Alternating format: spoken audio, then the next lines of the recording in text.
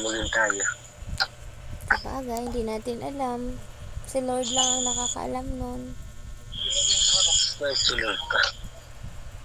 Alam mo ba, pagka taimtim sa puso mo yung pagdarasal ng isang bagay na hiniling mo kay Lord, nangyayari yun. Matagal lang. Kaya, pagdasal mo. Malay mo. Diba? Malay ko, maging tayo. Kaya, malay mo.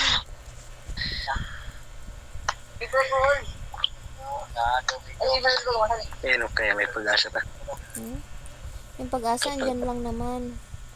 Kaso, mag-iisip pa nga eh. Isipin mo pa.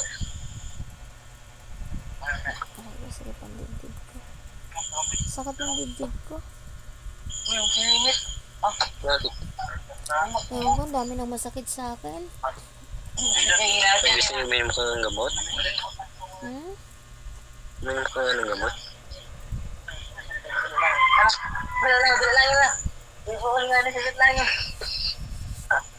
May ka ng gamot? Mamaya.